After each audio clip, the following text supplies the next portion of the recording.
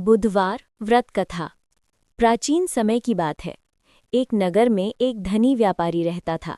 उसका नाम था माधव। उसकी पत्नी बहुत ही सुंदर, सुसंस्कृत और पतिव्रता थी। दोनों का जीवन सुख शांति से बीत रहा था। एक दिन व्यापारी को किसी आवश्यक कार्य से दूसरे नगर जाना पड़ा। उसकी पत्नी ने कहा, आज बुधवार है, इस दिन यात्रा करना शुभ नहीं माना जाता, आप कल चले जाइए। लेकिन व्यापारी ने उसकी बात नहीं मानी और उसी दिन यात्रा पर निकल पड़ा।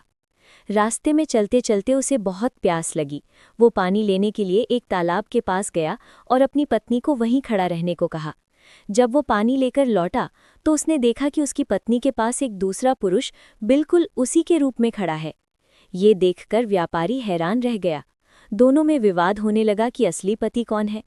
तभी वहां के सैनिक आ गए और दोनों को राजा के पास ले गए।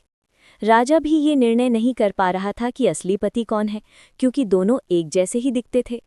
तब राजा ने दोनों को कारागार में डाल दिया। रात को व्यापारी बहुत दुखी होकर बुधदेव का स्मरण करने लगा और अपनी गलती के लिए क्षमा मांगने लगा। उसने कहा, हे बुधदेव, मुझसे भूल हो गई। मैंने बुधवार के दिन यात्रा करके आपका अपमान किया है, कृपया मेरी रक्षा करें। बुधदेव उसकी सच्ची प्रार्थना से प्रसन्न हुए। वे प्रकट हुए और बोले, हे व्यापारी, तुम्हें अपने अहंकार का फल मिला है। बुधवार के दिन यात्रा करना अशुभ होता है। अब तुम अपनी गलती समझ चुके हो, इसलिए मैं तुम्हें क्षमा करता हूँ। इतना कहकर बुधदेव ने उस दूसरे पुरुष को अदृश्य कर दिया और व्यापारी की पत्नी को उसके पास लौटा दिया। राजा ने भी उसे सम्मानपूर्वक मुक्त कर दिया। उस दिन से व्यापारी ने हर बुधवार को व्रत करना शुरू किया और बुधदेव की पूजा करने लगा।